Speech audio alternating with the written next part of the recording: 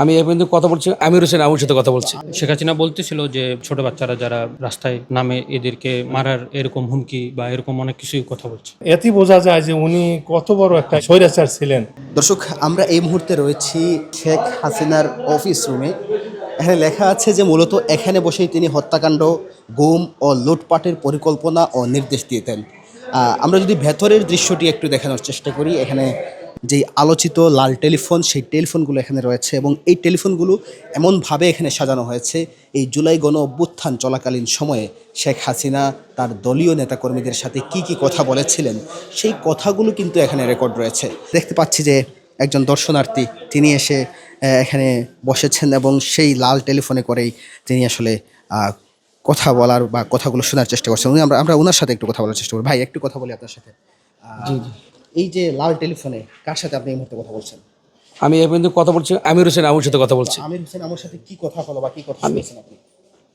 ওনার সাথে যে কি মানে নির্দেশনা দিয়েছিল সেটা সেই বিষয়ে জানতে পারে মোহাম্মদপুরের খবর যে সে বলছে, তাই ওইটাই সে রিপিট জানাচ্ছে কি করবে না করবে, ইমিডিয়েটলি খবরটা সঙ্গে সঙ্গে পৌঁছে দিচ্ছে। এই যে ধরুন আপনি এখন জুলাই গণঅভ্যুত্থান চলাকালীন সময় অবস্থান করছেন এবং এই কল রেকর্ডটা শুনছেন, শোনার পরে আপনার আসলে অনুভূতিটা কেমন হচ্ছে? গা শিরশিরে উঠছে কিনা? হ্যাঁ, ডেফিনেটলি এটা তো ওঠার কথাই। কারণ যে মনে করেন যে যা আমরা বাইরে থেকে দেখি আসলে কিন্তু সব কিছু তা না, ভিতরে তার চেয়ে বড় কঠিন। যা ভিতরে না আসলে আমরা বুঝতেই পারতাম না, এইসব তথ্য ভিতরে না জানলে আমরা জানতেই পারতাম না যে এত কিছু হয়েছে কি না হয়েছে।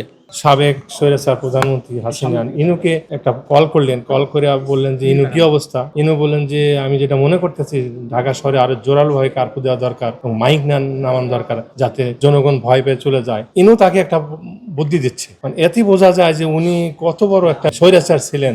সঙ্গে সঙ্গে একটা নাম্বারে কল করে নির্দেশনা দিতেন, মানে নির্দেশনাটা সেকেন্ডের ভিতরে তার এক্সিকিউট হয়ে যেত। এটা একটা ভয়াবহ ব্যাপার। ভবিষ্যতে যারাই আসুক এই লাল টেলিফোন ইউজ করুক, তাদের কাছে অনুরোধ থাকবো জনগণের ক্ষতি করার জন্য যেন এই লাল টেলিফোনটা ইউজ না হয়। অনেক এক্সাইটেড কাজ করতেছে, কি কথা হচ্ছে এটা স্পষ্ট শোনা যাচ্ছে, কার সাথে কথা হয়েছে। স্বৈরাচারী শাসক যে আমি এইখানে এই যে আমির হোসেন আমু এর সাথে স্বৈরাচারী শাসক শেখ হাসিনা যে কথোপকথন হয়েছে তার সাথে মানে শুনলাম আমি। এমন কথা ছিল যে ছোট বাচ্চারা যা শেখ হাসিনা বলতেছিল যে ছোট বাচ্চারা যারা বাইরে আছে রাস্তায় নামে এদেরকে মানে মারার এরকম হুমকি বা এরকম অনেক কিছুই কথা বলছে। তো আজকে এটা উন্মুক্ত করে দিছে, তো অনলাইনে টিকিট কাটা হয়েছে, তো ভালোই লাগছে। মানে